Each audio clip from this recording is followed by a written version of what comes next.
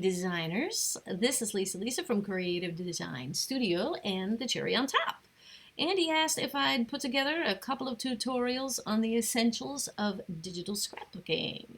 I'm starting off with explaining what digital scrapbooking is broadly, and then I'm going to dive into more detail in other videos. I thought it might be more appealing to show you examples of digital scrapbooking pages or layouts as I go along. I'll also show you a few examples of the kind of things that are in a scrapbooking kit, collection, or a pack. These images are all of my pages, and the designs are either from me or from my wonderfully talented design friends. Through the images, I think you can get a great idea or a visual of what scrapbooking is. Digital scrapbooking. Scrappers, they don't only scrap pictures, but they might scrap lyrics or poems, thoughts. A lot of people are using it as a form of expression as well. And a lot of them just want to scrap pretty pages. You don't always have to provide templates and images of 12 by 12.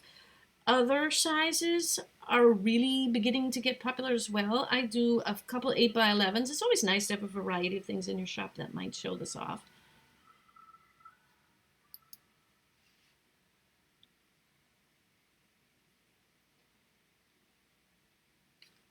I'll get into a couple of more designs. See, the versatility and the different styles I'll get into a little bit is really wide. I make these templates with these big crazy shapes like this. And then what's cool about doing that is then I can turn them into smaller shapes, and then I can sell them as layered templates in my shop, which people are really looking for. They want to have that mixer and put it the color they want it and put the effects that they want.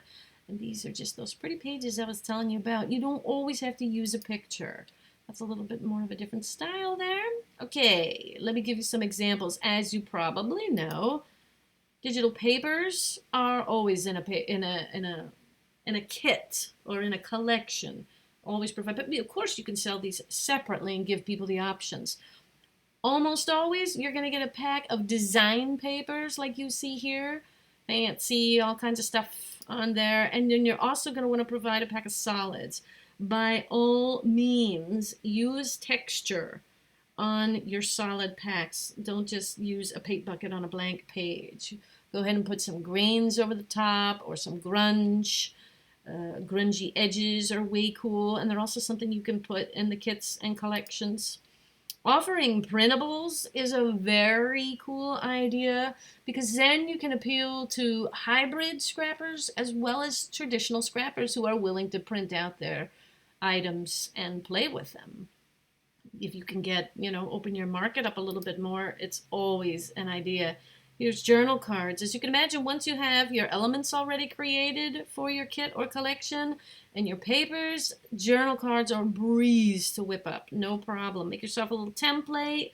3 by 4 is the very traditional size to use it, but we'll get into more detail about that as we go on. Here's an example of elements that you'll find in a kit. As you can see, this is a lot of elements.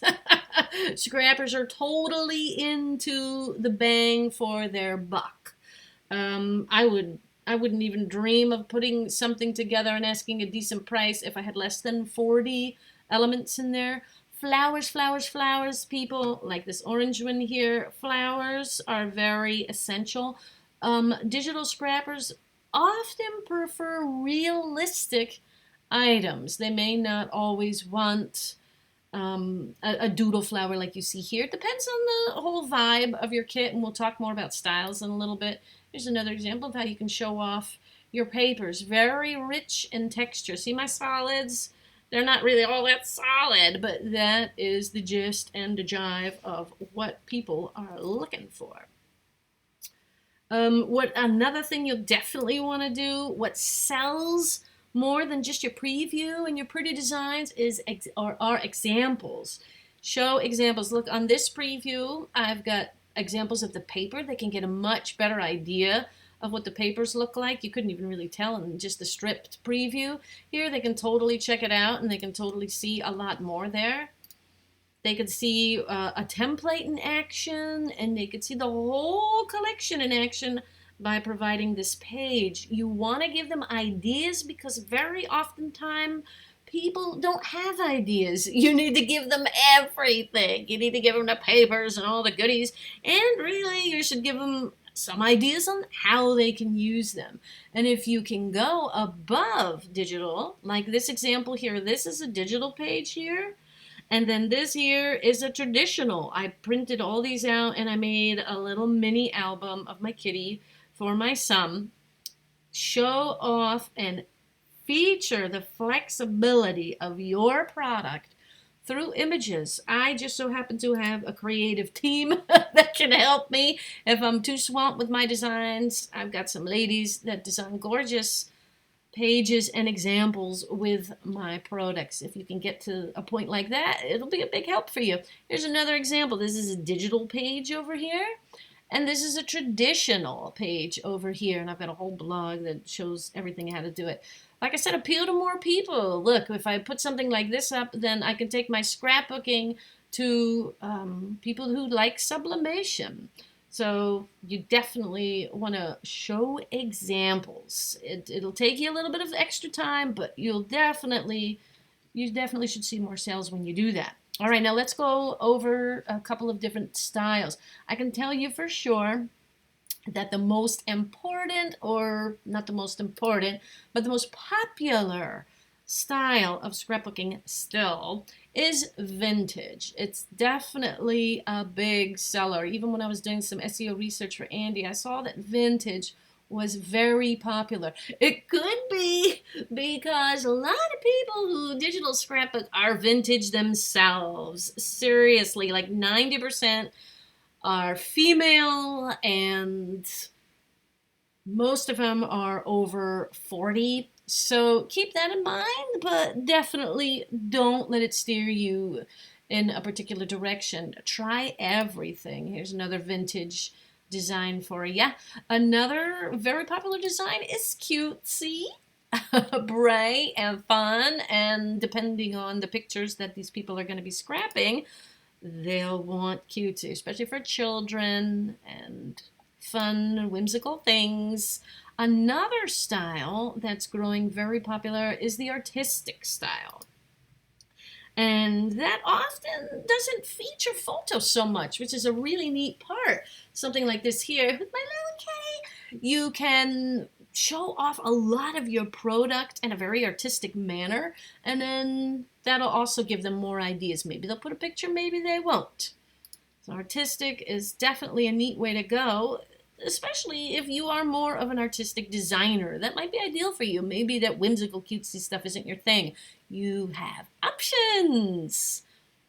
Another thing I really wanted to address is that you think outside of the box. Because I've been in this field for quite a couple years now, and, well, I was getting bored a little bit with the theme thing. It's the same themes are being done over and over again, and I think it's essential that you think outside of the box and try to come up with new concepts and new colors and definitely new themes. Dare to do different things and jump out, and yeah, just don't be afraid. As long as you're abiding by all of the rules that we've got, it should be all right. Like I was saying about the flexibility, maybe they can make planner stickers with your goodies. That's another option that you can show off. Maybe they can make tags.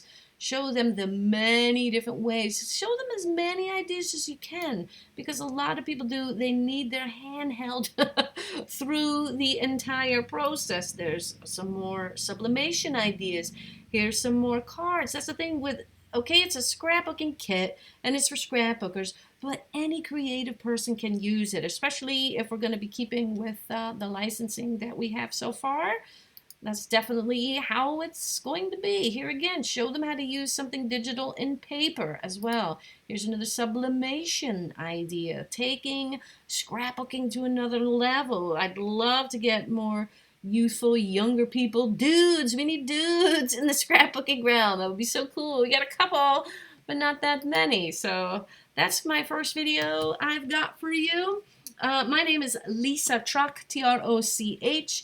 I'm also in the community group. If you've got any questions for me, tag me, and I'd be happy to help you out in any way I can. Thanks so much for watching this video, and I can't wait to see what kind of awesome scrapbooking designs you put in the shop.